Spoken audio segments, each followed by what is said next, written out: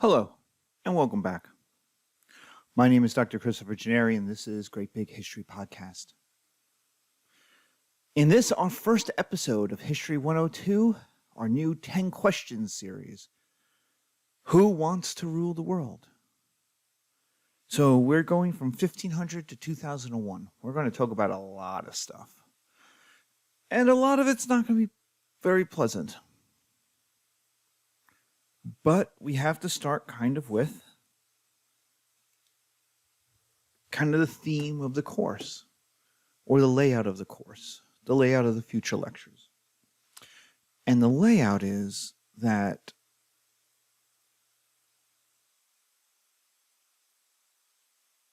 there are competing factions around the world in 1500.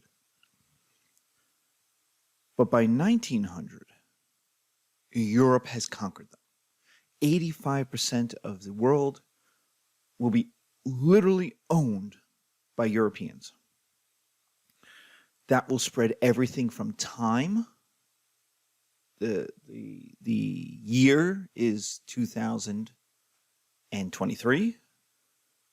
From the birth of Jesus. Why would Buddhists count anything from then? Why would Muslims count anything from then? Why would Jews count anything from them? The Jewish history is older than that. Why would you start with Jesus? Well, because a bunch of Europeans said so. Culture, language, English and French, being the official languages of the UN, for example. Technology, travel, democracy, the Enlightenment, the rules of war, the concept of human rights, genocide, racism. All of these things are major developments within European history and that are exported outside of Europe. Fascism, communism, feminism.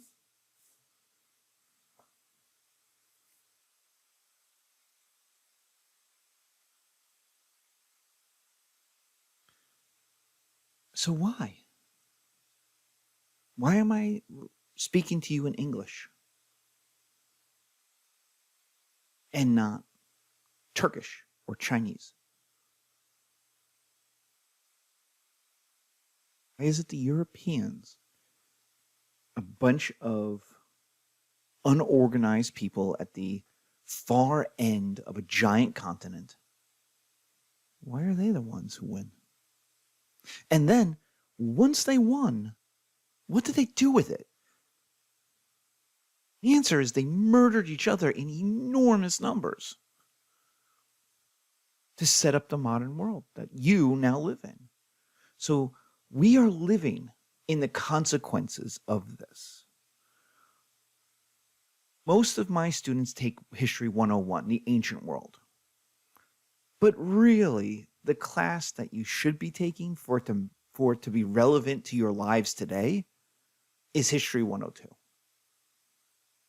Because the major issues of your life, of your daily life today, happen here.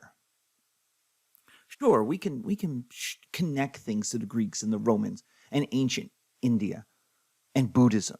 Sure, there are connections. But the direct, visceral, straight line connection is in this course.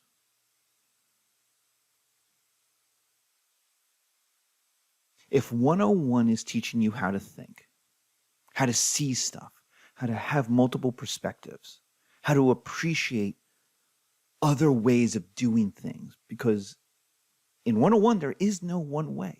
No one rules the world.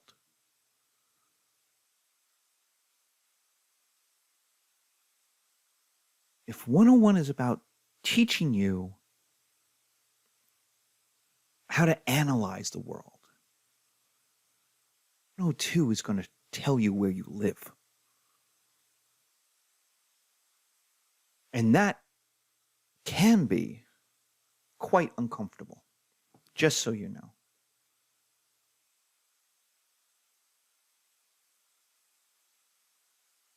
So we're going to talk about a lot of stuff, and a lot of this stuff is not comfortable.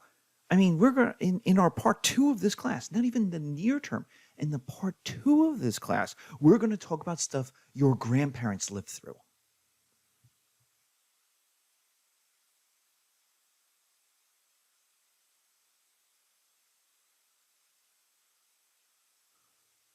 And so it's not far away. It's affecting you because what happened to your grandparents, what happened to your great-grandparents affected how they raised your grandparents, which affected how they raised your parents, which affects you. The traumas of the past are not that far away. We're going to talk about boomers. And it's not a surprise. Boomers as a generation are messed up. And I'm an Xer. And we have our own traumas, and we'll talk about that too. But it's not a surprise that boomers are messed up.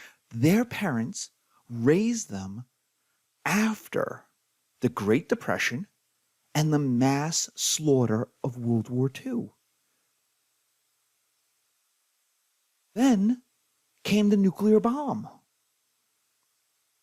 So having grown up in some of the worst poverty of the 20th century, and then murdering each other in enormous numbers to create a world that can't understand how that could happen, they then invented the very means to end the world and then lived with that over their heads when they raised their kids.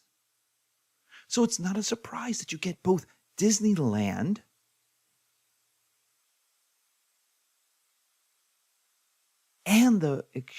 and Woodstock and the hippie culture out of the boomers.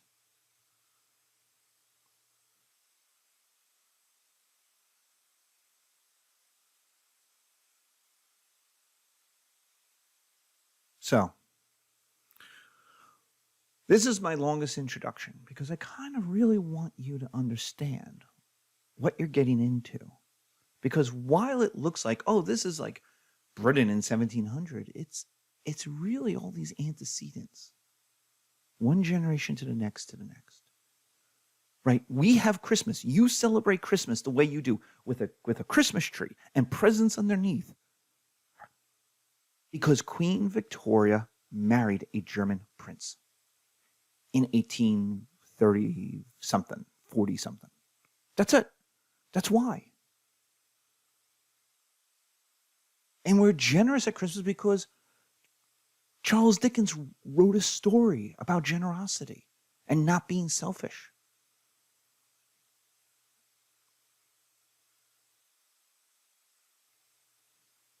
That's not far away.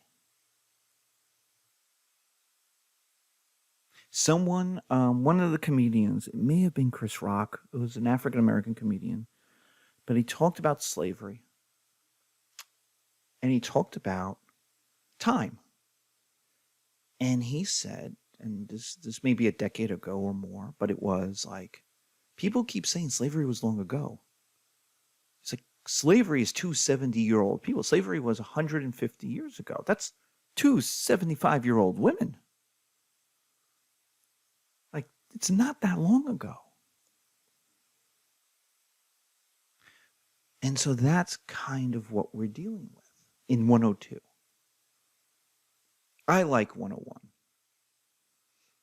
But 102 is the emotional one. 102 is the guts. 102 is the one where we are going to talk about stuff that's hard to talk about because it deals with the world you live in. We will literally talk about Haddon Avenue in Camden County and why at one end of it, you have literally one of the poorest zip codes in the entire country.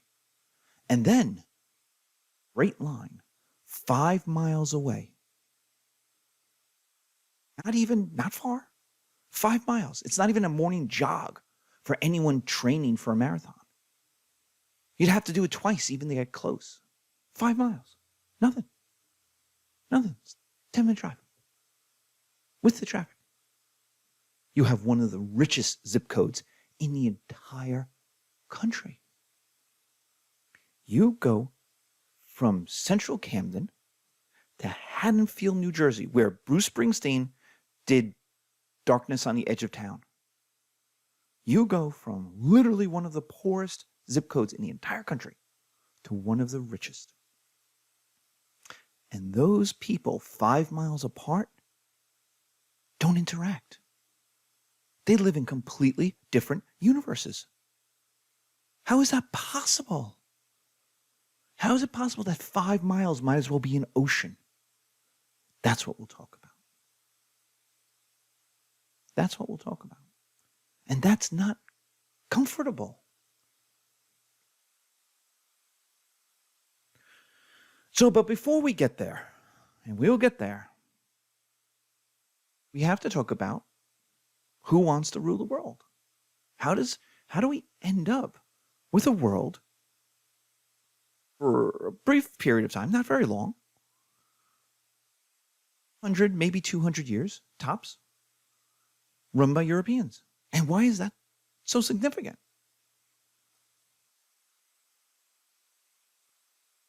So we start with the state of the world in 1450. And here's a map, and you can see there's lots of kingdoms, lots of little empires. It's a mess. It's a mess. So why would you want to rule the world? It's a simple question that we have to start with. Why would anyone want to rule the world? And the answer is basically to make the rules. To have the legitimacy to make other people behave the way you want/need them to. That's why. I have grown up a long time in a world where I have heard conservatives. It's mostly conservatives, but it's not like crazy conservatives. It's just regular old people who are conservative in their attitudes, who express, why do I have to be the policeman of the world? Why does America have to be the policeman of the world? Why do we have to send people to Vietnam?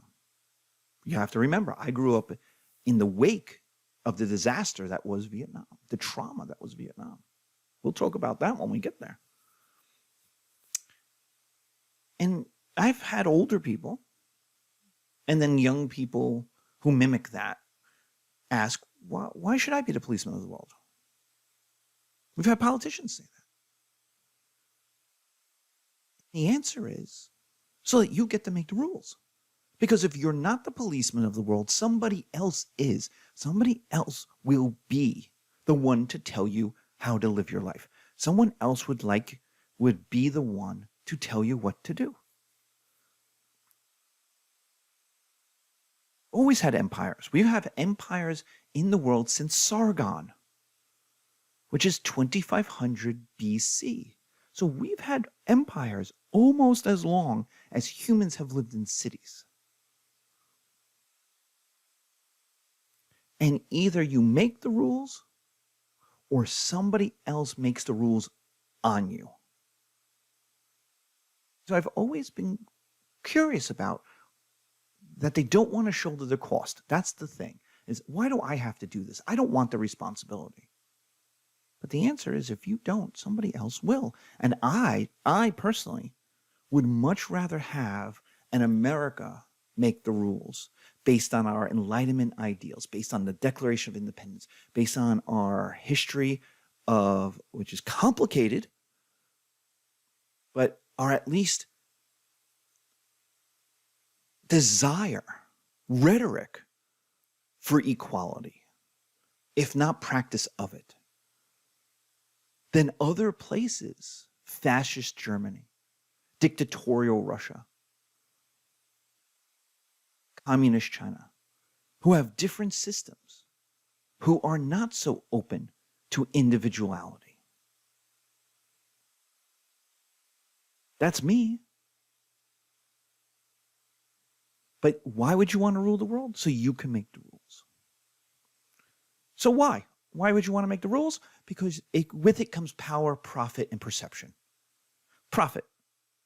Profit's easy. It makes your life easier. The more money you have, the better your life is. There's nobody who says, I wish I had more money. Even Biggie, even Notorious B.I.G., who said more money, more problems, still wants more money.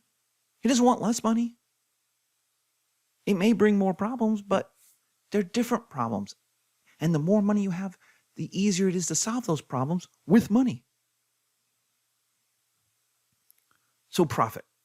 And that's going to be a major motivation in this class for the various different peoples we're going to talk about. The second is power. It's either protection by stopping others from imposing their will on you. It's their power. So they said it about the Romans. The Romans never fought an offensive war. Now, if you're a Roman historian or you took my 101, you laugh at that because of course they did. But they always justified it. It was called a just war, and the just war was always in self-defense. We invaded Vietnam. Why? To defend America from, quote, communism. It's better to fight them over there than to fight them here. My Swedes said that. I'm a historian of Sweden. My Swedes said that in the 1700s. It's better to fight the Catholics over in Poland than to wait for them to invade us. So you have the power to provide yourself protection by stopping others from imposing their will on you. And then there's perception, which is where we get the concept called soft power. If people think you're great, then they treat you as if you are great, which makes you great. Soft power is not something physical. You can't hold it. It's not tanks. It's not guns. It's not armies. It's perception. It's how people think of you. Here, we have a great example in college. Tens of thousands, I think tens of thousands, if not just thousands to tens of thousands, of Chinese students, Han Chinese, Chinese citizens of China, come to the United States to take college classes. But very few Americans go to China to do the same. Why? That's soft power. American college is considered good. The American way of life is considered nice. Why? Why do poor people from Central America want to come to America to work? And why don't Americans want to go to Nicaragua, to Panama, to Colombia? Why? That's soft power. It's your attitude towards the place. It's your thoughts without really knowing much about it. That's soft power. It's what you think about a thing. And if people think you're great, then they'll treat you like you're great, which makes you great. So you want that. So we have to talk about what is legitimacy. Well, legitimacy is the ability to get other people to accept your right to tell them what to do. It is the ability to get other people to accept your right to tell them what to do. Think moms who can tell you what to wear, what to act, when to sleep, and where to be on certain days. They say, oh, we're going to this place. We're going to grandma's. And you say, okay. We're going to school. Okay. I don't want to go to school. Tough. You're going to school. Think about teachers, your babysitter, right? Your babysitter gets to put you to bed. Grandma, cops, pull you over, ticket, and fine you. Now, I know that's complicated, and we're going to get to that. Courts, they can fine you. They could take your freedom. The court says, you're going to do 5 years in jail. And you say, okay, because you can't do anything else. They have the legitimacy in society to say, you're going to live in an 8x10 cell for years. And you do it. Governments have legitimacy. They try to tax you, conscript you into the army, regulate you, tell you how you can act.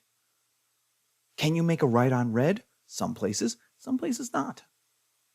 Who makes that determination? Governments do. Now, if you're watching the video, I have found this little image, which is respect authority. People with authority make sure that we are safe and help us to follow the rules. Mom and dad and the police officer and the teacher and the babysitter, and everybody's happy. Everyone's smiling. Everyone loves legitimacy, right? And everyone's following the rules. Well, what happens when you lose legitimacy? And you've seen it. You've lived it. If you're a teenager, you have lived it. If you're a parent, you know it. The George Floyd protest shows us what happens when cops lose legitimacy. So do the Los Angeles riots of 1992-93, following the Rodney King beating. And the answer is, what happens when you lose legitimacy? Nothing good. Parents in constant fights with their kids and their teens. Police committing violence against anti-police. You get rebellion and you get revolution. You get people in the streets. You get America. Literally, America was formed. The Declaration of Independence is a statement to the King of England, you have lost your legitimacy. You don't get to tell me what to do ever again. That's the Declaration of Independence. And the King of England got it and said, we'll see about that, and then sent an army.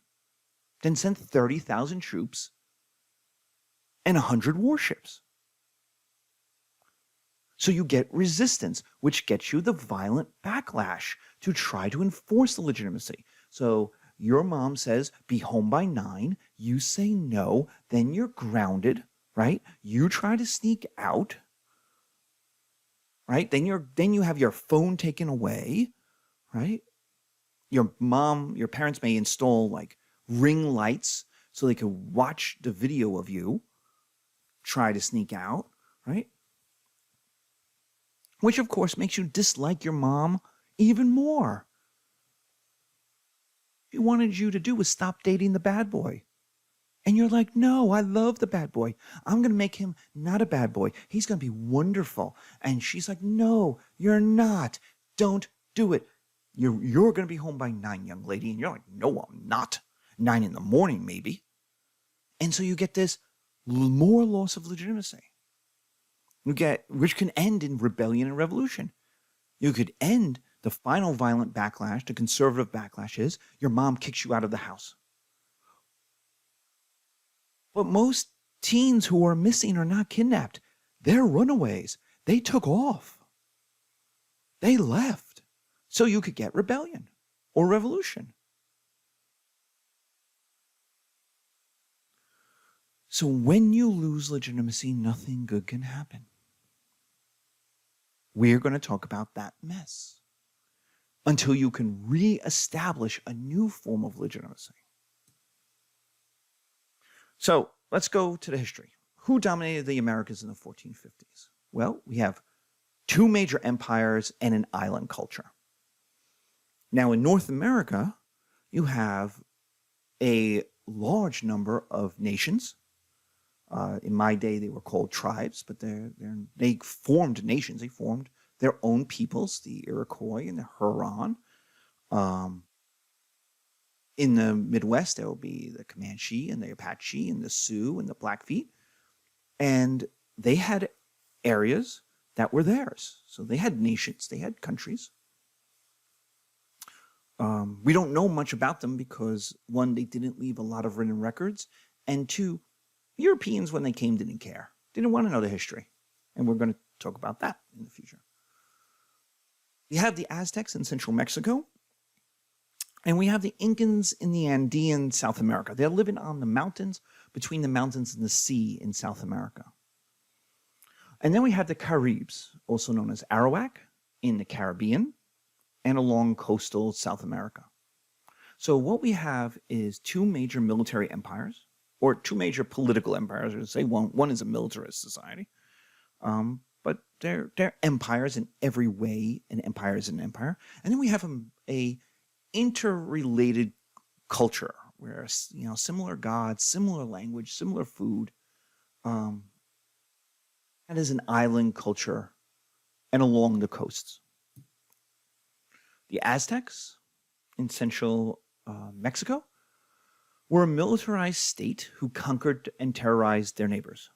They used human sacrifice as a method of legitimacy, which created hatred from the people they had conquered. But since they were so much better at war than the people around them, if you rebelled against them, they just destroyed you even more. So in 1488, when they dedicated the Great Temple, now notice, this is right before Europeans are going to show up, over 5,000 people were sacrificed over 4 days.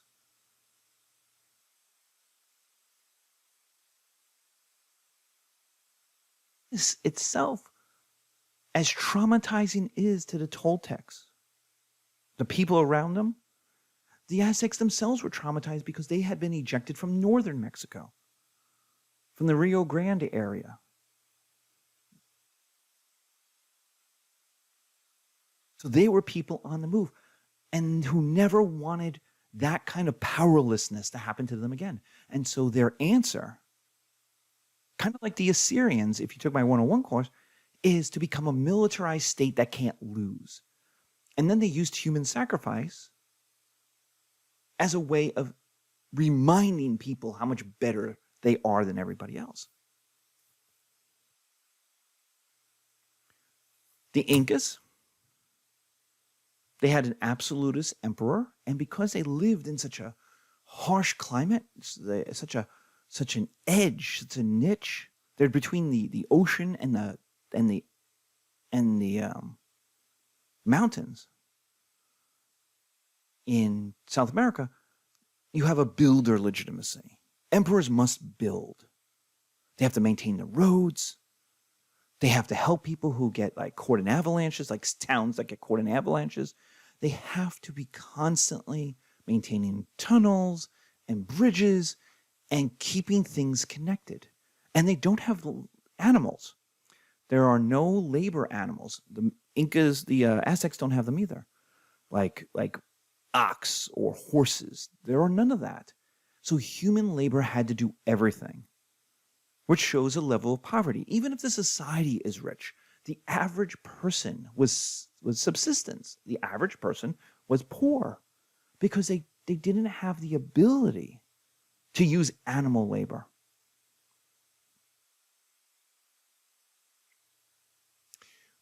Their writing system, a major language system, was the Quipu, which is, if you're watching the video, at the bottom, it's Quipu, which is a series of knotted strings.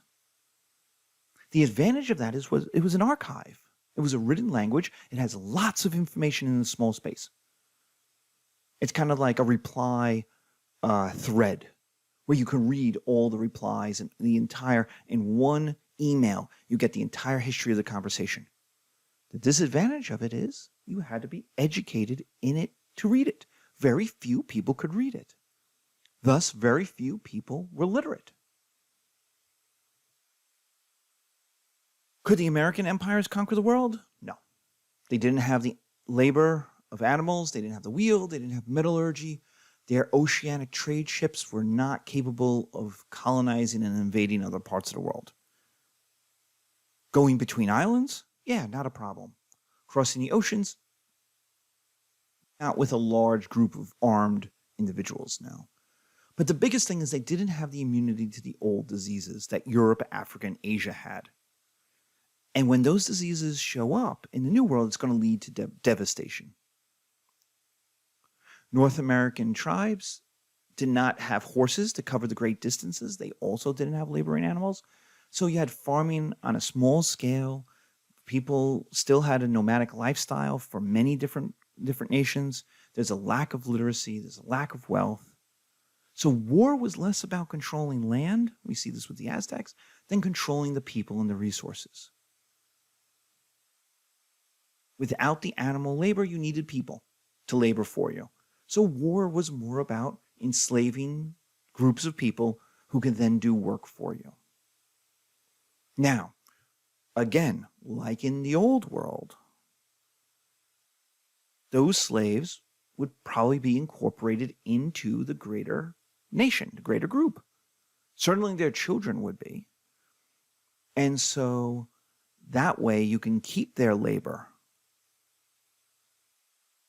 without fostering a rebellion. What about the African cultures? Could African cultures conquer the world? Well, maybe they could have at one point, but not by 1450. They are rich and sophisticated in the Middle Ages. Mansa Musa had the reputation of being the wealthiest man in the world. Mali controlled some of the largest gold mines in the world. Timbuktu was an African university. Certainly, there's the um,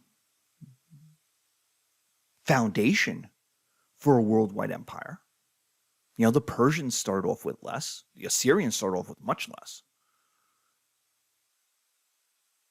But Mali broke apart because of dynasterial infighting, fighting within the elites.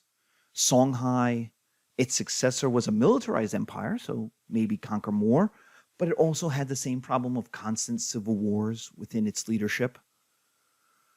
They had the wealth to find great armies or to hire them. They had the connections to Islamic sophistication, writing, science, to modernity. But infighting within the major empire allowed for diverse cultures to break away. The Mali Empire was never one culture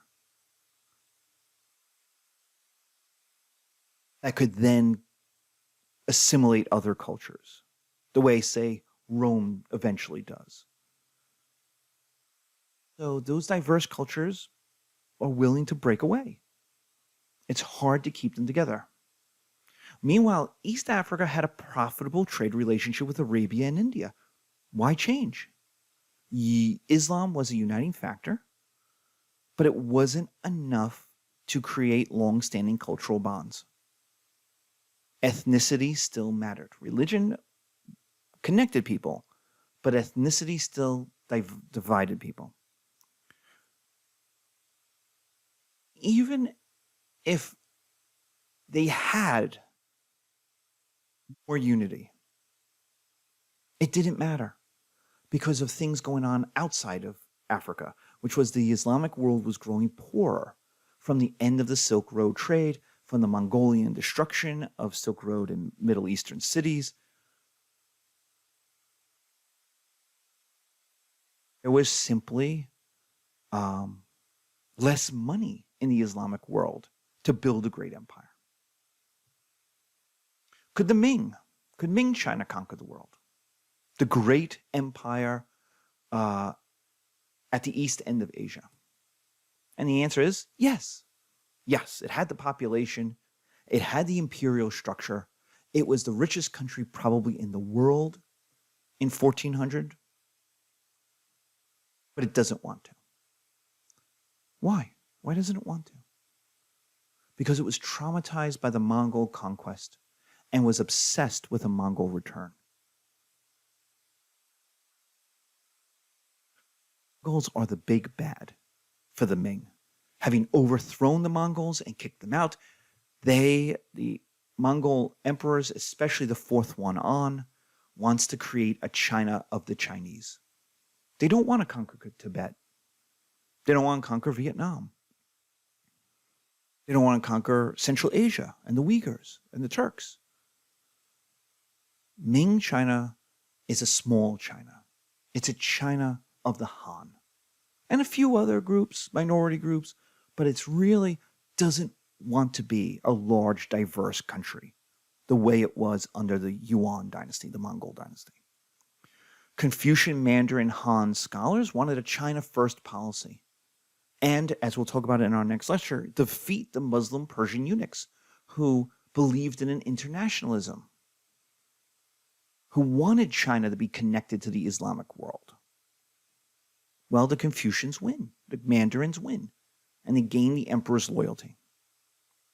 They burn Zheng He's massive oceanic navy, which could have crossed the Pacific and gone to America, which could have easily have reached Europe by going around Africa.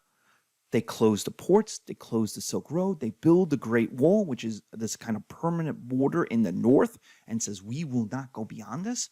China turns in on itself. It locks out the outside world. What about the Ottoman Turks? Well, heck yeah, they could. And they nearly did. Or at least they nearly conquered Europe. So unless something changes, they have the potential in 1450 to conquer the world. In fact, they're about to turn their guns, their large cannon, on Constantinople in 1450. The Ottomans had reunited the Turkish tribes of Asia Minor, who had, after the Mongol defeat, the Mongols had taken a hammer to the Turkish to the Turks in Asia Minor and had smashed them into 100 different pieces, the Ottoman group, the Ottoman tribe, had reunited them. They had defeated the Byzantines. They invaded southeastern Europe. They defeat the Slavs, who are Serbians and Romanians, Bulgarians and Russians. They dominate the Silk Road. They are the place where wholesale becomes retail. They're like the Costco of the world. That's a rich place to be. They build the first real gunpowder army. There are other armies that have gunpowder, but nothing like the Turks. The Turks really invest in making their army a gunpowder army. And they have this massive artillery train. You know, they more than anybody at the start, really invest in gunpowder and cannon. They absorbed Byzantine and Arab lessons of being nice. They employ the conquered people so that in Turkish government, there's not just the Turks, there's Arabs and Greeks and Persians and Slavs. And the idea was the best and the brightest can do well if you give them your loyalty. You didn't have to become Muslim. You certainly didn't have to become Turkish. You could stay you and still do well. Meanwhile, Europe is infighting. Constantinople is alone. All the Turks need is for the Silk Road trade with China to continue, defeat Egypt, absorb the Arabs, maybe smash Persia, and then turn on the infighting Europeans and pick them off one by one. This isn't that hard. In fact, they'll do several of those things. They'll defeat Egypt in 1519. They'll conquer the Arabs. I think they conquer Baghdad in 1530, 32, something like that, 15. Persia's going to be a little tougher. I'll talk about that. And then there's let's go up the Danube and invade Germany. In 1526, we're going to smash the Hungarian army, conquer Hungary, the largest Christian country in Eastern Europe. And, well, Germany's next. And then after that, France. How hard can this be? Could Europe conquer the world in 1450? No, not a chance. Unless something changes. Europe is small, it's dumb, it's illiterate, it's diverse, it's incapable of being united. Even religiously, it has a Catholic West and an Orthodox East. Even if you get away from the language differences, whether you have the Romantic languages in the West, the Germanic languages in the center and the north, Slavic languages in the east, Greek in the southeast, you have Jews scattered among all over the place, and then there's whatever is England. I mean, you have England, Scotland, Wales, that mess. Like, what language do they speak? Is it German? Is it French? Is it Romantic? Is it Scandinavian? Is it a little bit of everything? And the answer is all of those things. You have petty kings. You have adulterous popes who just fight over tiny pieces of land. China is massive. And yet the Vatican states, the papal lands, are like, you could walk across them. I mean, they fight these giant wars, killing tens of thousands of people over like a few miles. And the popes, it's important that you know that they're adulterous. They have families. They're supposed to be celibate, but they're having sex, they're having children, they're having families. So how moral are they? How much of a shining beacon of leadership morality are the popes in this era? And the answer is not. You have petty kings who king, right? They call themselves a king and they own nothing. They can't get anyone to listen to them. Even their own knights and lords don't listen to them. Hardly the Ottoman Sultan, hardly the Chinese emperor, hardly even the kings of the Aztecs and the Incas. I mean, the Incas own 1,000 miles, and that king could get anybody to do whatever that king needed at the time they needed them to do it. 1,000 miles away. The king of Aragon couldn't even tell Barcelona what to do.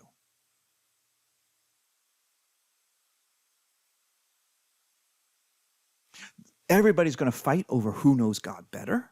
So you have this political and philosophical stalemate where people can't agree. You're going to have 100 years of war between England and France, 1,500 years of war between Germany and France, 500 years of war between the German center and the Slavic east.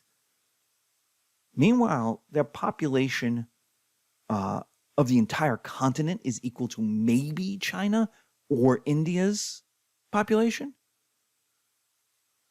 Long distance trade is near zero. The Arab Muslims own parts of Spain. The Turkish Muslims own all of Southeast Europe. Europe is a hot mess that lives for drama. It is history in 1500 is a Bravo reality show that needs Andy Cohen to discuss it at the end of the week about what happened. That is European history.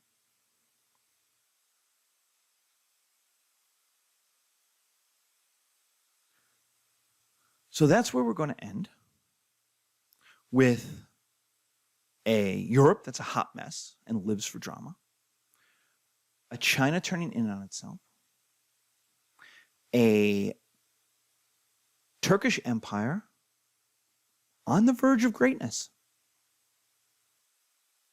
on the verge of creating something really significant, African kingdoms that have had their moment of glory but are starting to decline, both internally and because of external problems. And you have the New World doing what the New World's doing, separate from all of this, doing its own thing, happy as a clam. I mean, not happy if you're getting humanly sacrificed. That's bad. But like, life is good for the Aztecs. Life is good for the Incas. And there's nothing there unusual, right? Sooner or later, someone will revolt against the Aztecs, overthrow them because they're not very nice, and impose a new kingdom. The Aztec kingdom will probably break up into pieces. The Incas will find that if some climate change happens, their niche society living on the edge of these mountains becomes harder to hold together, and the farther off pieces become independent. Like, we've seen these cycles and processes happen. You know, a bunch of weak kings can't hold it together. Nothing unusual in the New World. People fighting, people taking slaves, people creating new people farming, people, you know, making love and art and poetry. So that's kind of the world of 1450. Not very different from the world of 1200 or the world of 1000 or the world of 100, right? You have civilization in some places growing, making people wealthy, hurting people. You have people who are not settled living their lives in their smaller groups. You have the rise and fall of kingdoms. You have good kings and bad kings. You have great leaders and bad leaders. You have religions and philosophies that live, grow, and die. And so there's no reason why much is going to change unless something happens. And that's what we're about to talk about. So thank you. Take care. Be safe. And I'll see you next time.